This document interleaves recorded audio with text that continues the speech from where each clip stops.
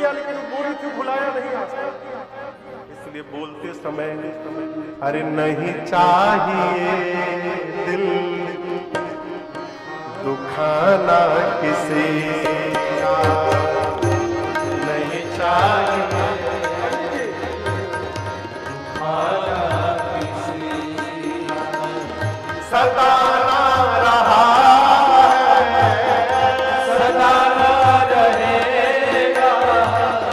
जमाना किसी का नहीं चाहिए।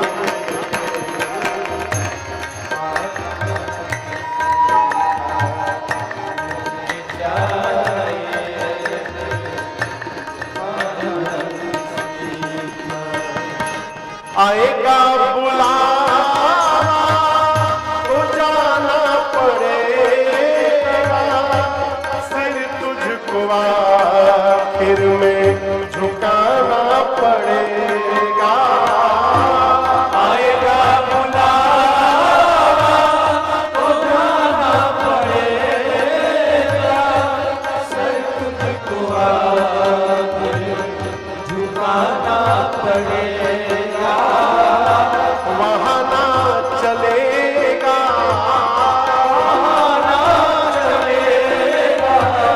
बहाना किसी का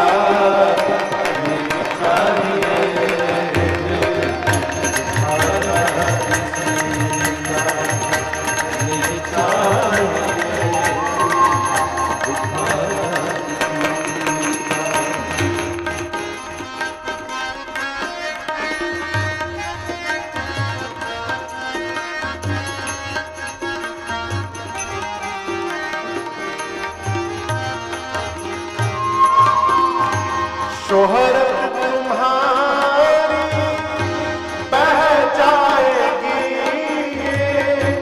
दौलत यहीं पर रह जाएगी। शोहरत तुम्हारी बह जाएगी, दौलत यहीं पर रह जाएगी। नहीं साथ जाता, नहीं साथ जाता, खजाना किसी का नहीं चाहिए।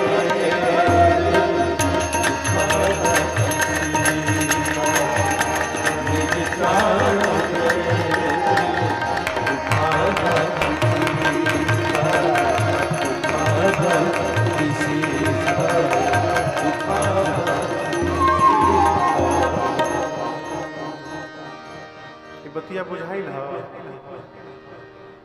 अरे दिल दुखाना किसी का नहीं चाहिए, सब हम ही बोलिए।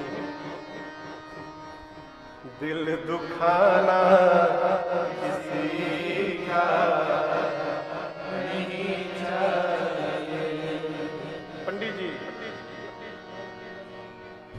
हम आपको नहीं बोल रहे, दिल दुखाना किसी का नहीं चाहिए, और दर्द पर मुस्कुरा नहीं चाहिए।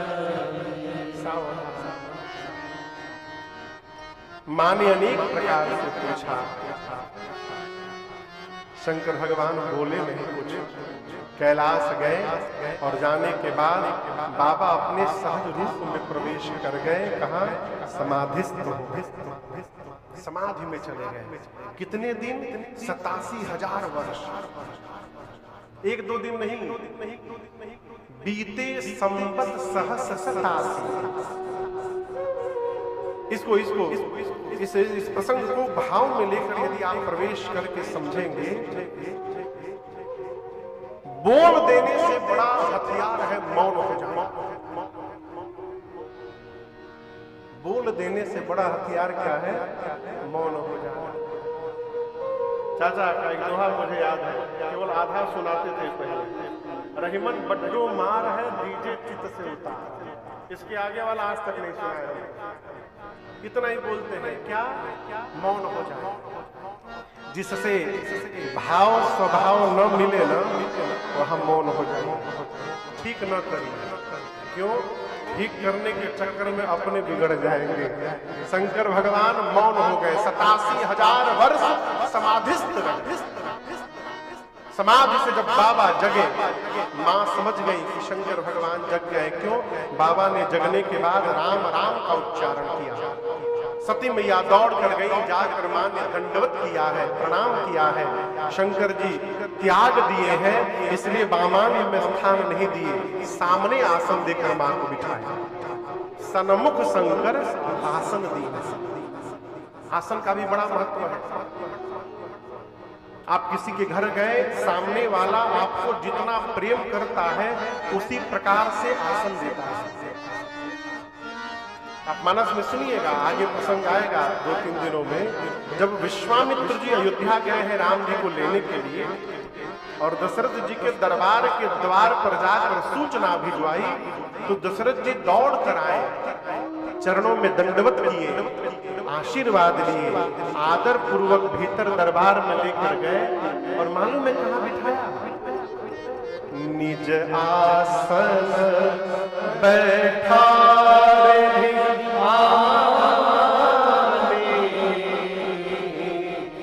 चक्रवर्ती सम्राट के राज सिंहासन पर विश्वामित्र जी को ले जाकर बिठा दिया, अपने सिंहासन पर। और स्वयं कहां बैठे?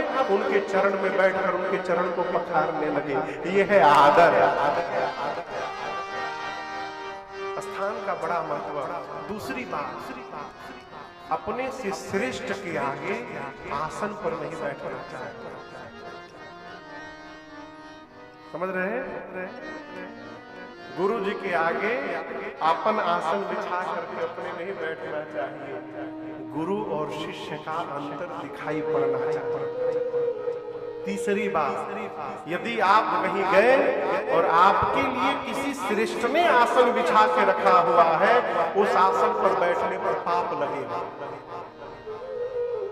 बड़े बड़े महात्मा मुनि लोग इसी तरह परीक्षण कर लेते हैं, हमको पता भी नहीं चलता है। आप मिलने जाइए, गुरु जी आसन बिठा के रखे गए, गुरु जी को प्रणाम करें, गुरु जी कहें बैठिए, जाके बैठ गए। गुरु जी बोलेंगे नहीं, इस दिन समझ जाएंगे कि आप क्या हैं। अपने से बड़े के आसन पर नहीं बैठना चाहिए, बिछाए हुए आसन पर। फिर महाराज क्या करें? उसका नियम है, यदि आपके लिए आसन बिछा है तो आसन को छू के प्रणाम करिए, इससे उसका आदर हो गया। उसको धीरे से मोड़िए, मोड़ करके उठा करके बगल में रखिए और बिना आसन के गुरु जी के सामने नीचे बैठिए। ये मर्यादा है। मां गई, भगवान शंकर ने मां के सामने आसन दिया, बैठी। भगवान शंकर सोचे 87,000 वर्ष से अकेली है, कितना मन में दुख होगा। और दुख समाप्त करने का एक ही उपाय है भगवान की कथा। तो शंकर जी लगे कहाँ हरि कथा रसाला,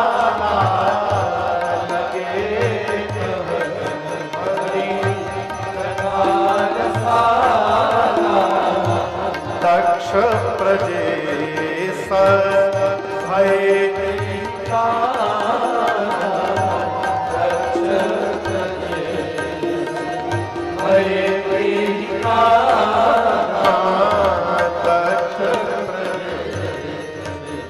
शंकर भगवान लगे सती मैया को राम कथा, भगवान की कथा सुनाना। उसी समय घटना घटी। सती मैया के पिताजी भगवान शंकर के ससुर जी का नाम है दक्ष। क्या नाम है?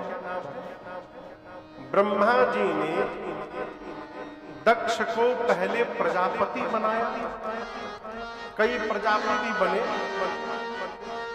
अब जैसे आदरणीय विधानसभा के अध्यक्ष रहे ना पहले,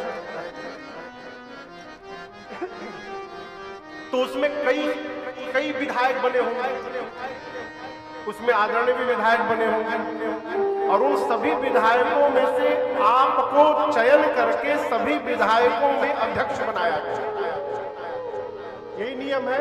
उसी प्रकार ब्रह्मा जी ने पहले कई प्रजापति बनाए। प्रजापति का क्या काम है? सृष्टि का विस्तार करना। कई प्रजापति बने, फिर उन सभी प्रजापतियों में दक्ष को उन सभी प्रजापतियों का राजा बना दिया, अध्यक्ष बना दिया।